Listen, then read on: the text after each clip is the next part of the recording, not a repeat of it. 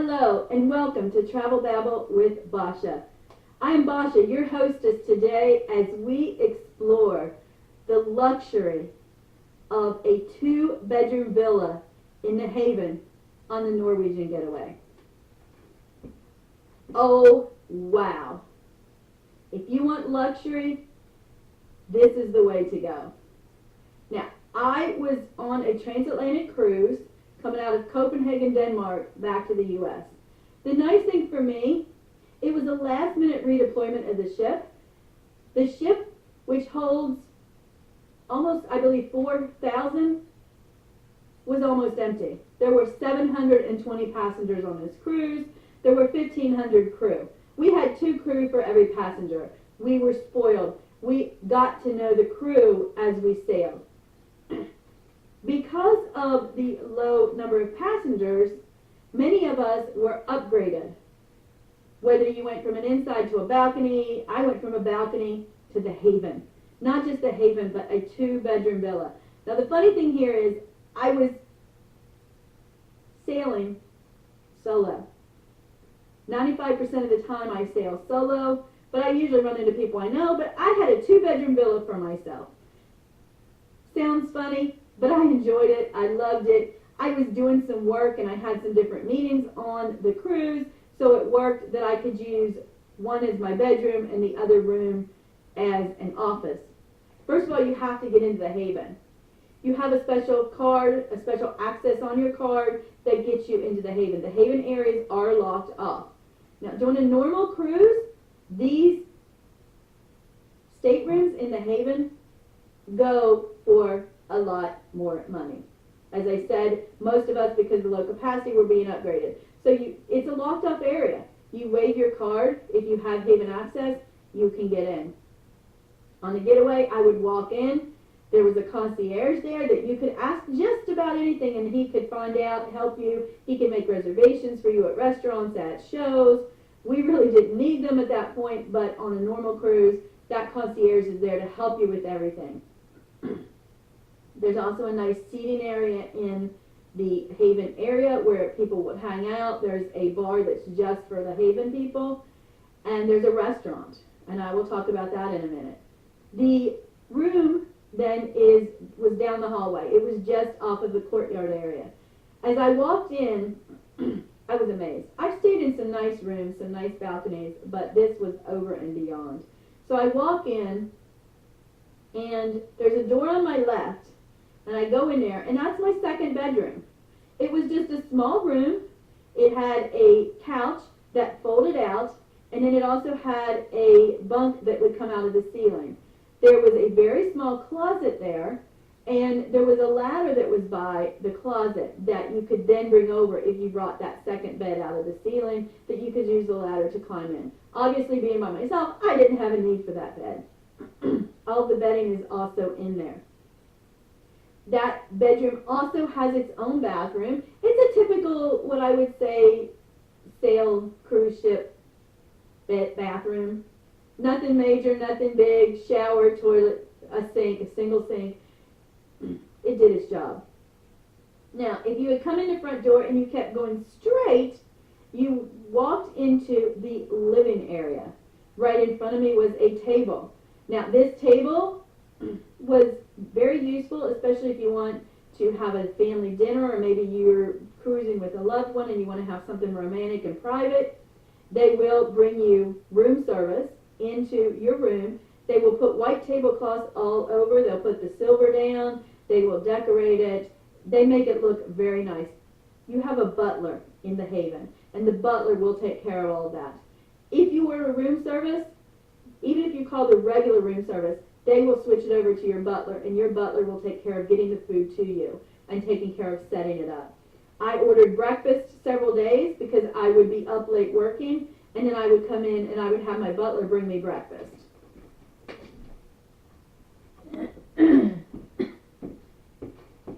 There were also several nights where I was working late, and I would call up my night butler at 2 a.m. and say, "Hey, give me grilled cheese and macaroni and cheese. I just need some comfort nighttime food."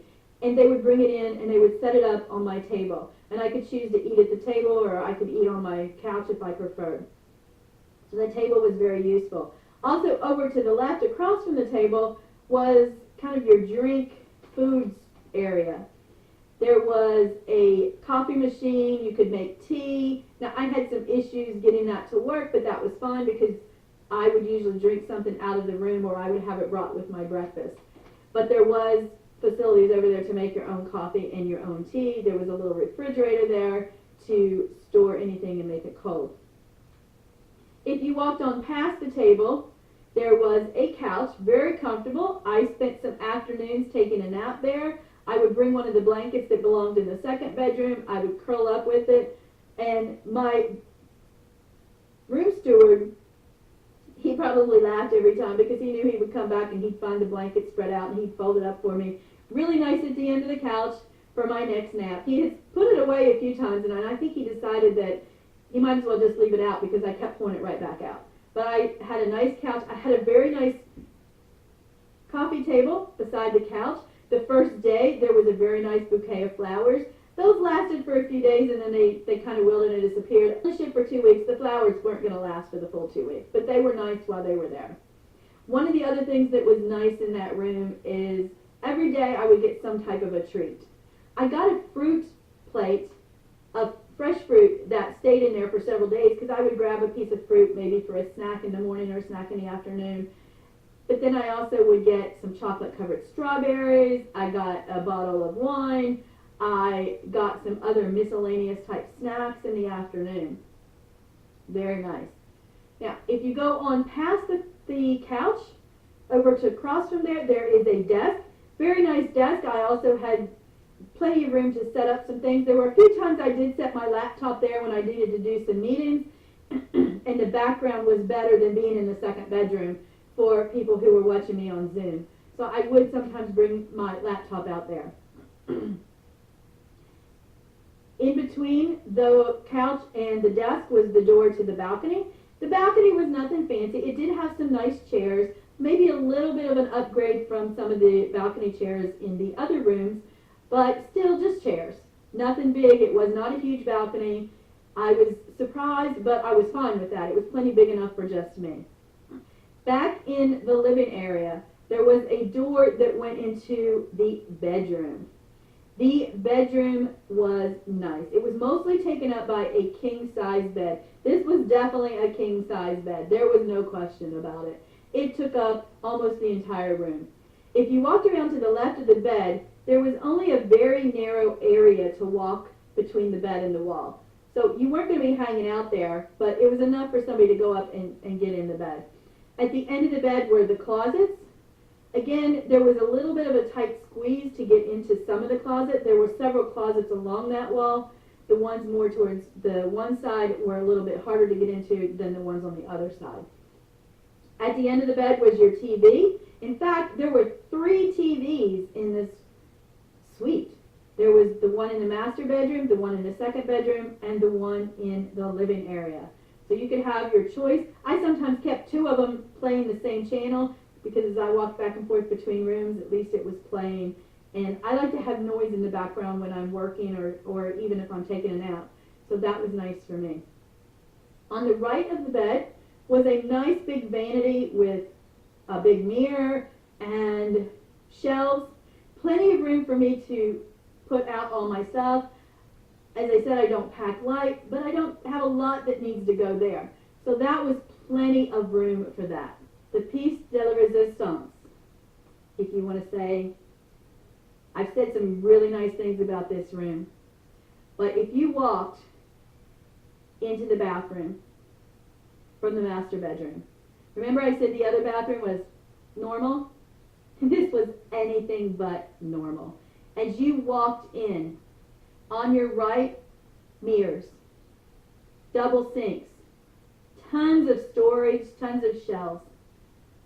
It was nice. At the end of those sinks was a soaking tub. Now, you're not going to see a lot of bathtubs on ships. I've seen them a few times, but this even went beyond just a bathtub. This was a soaking tub, And it also, at the side of it, was a big window. You could sit in a soaking tub and look out at the ocean. How much better can you get than that? Now, if you're not into tubs, to the left of the tub was a huge shower that had all kinds of different spigots on it, had a rain shower coming down, and again, you could take a shower and look out at the ocean. It was right there. Now, don't worry about it if you're in port. The windows are tinted.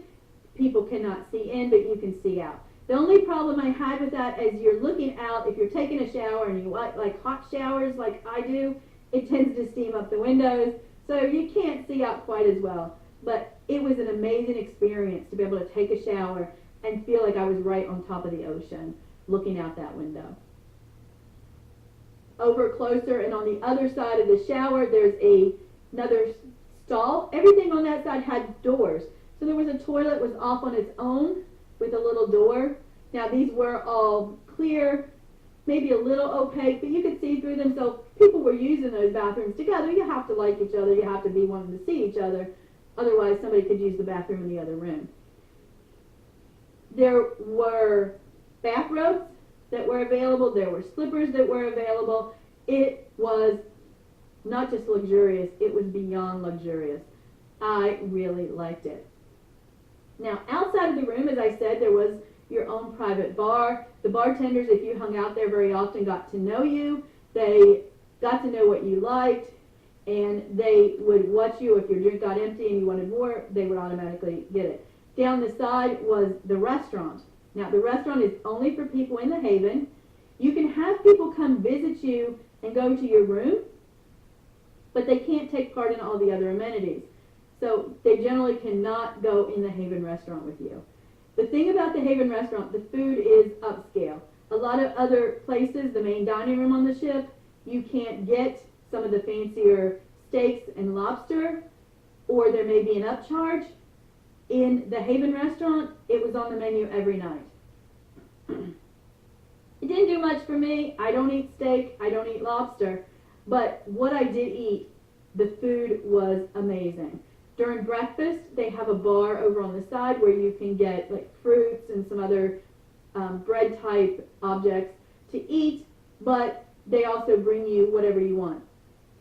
A few nights I was able to get a table that was right by the window. I could watch the ocean go by as I ate my dinner, and that was really nice too. Now, I didn't eat there every night. As I said, it was the same menu, and because I was limited on some of my choices, and I also like to eat at midnight or 2 a.m. and have my dinner, I would go to the 24-hour restaurant, or I'd get room service because the room service was included. So it was easy to do. The restaurant was very nice. Now, a lot of people who go in the Haven, sometimes they never leave the Haven. The Haven on the Getaway had its own pool area, its own deck area, its own sun area up above.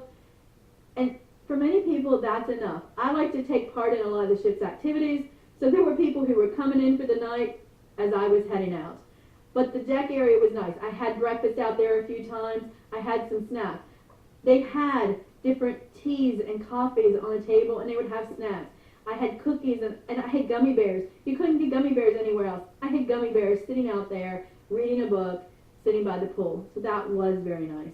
Again, the Haven, luxury beyond my belief. I loved being in there. I got to spend 2 weeks for what I would pay, and a lot of times for just a balcony room for maybe 1 week. But because of the special circumstances, I was able to be in there, be upgraded, and I loved it. It was worth every penny I spent. Now, again, the Haven is not cheap. If you can afford it and you like that luxury, it's the way to go. And if you have more people traveling with you, I believe you can have 5 or 6 people travel in that 2-bedroom villa. By the time you pay for that, it may be what you would pay to have not even half the space if you got like adjoining balconies or something else. So it may be worth it if you have more people who are traveling together and you're willing to split that cost and decide who gets to use which bathrooms and which nice beds. It's well worth it. I hope that someday I get to stay in a Haven room again. I'm not counting on it, but if I do, you can believe I will be packing my bags and going to the Haven. But before you do that, Please like my video and subscribe to my channel. See you next time.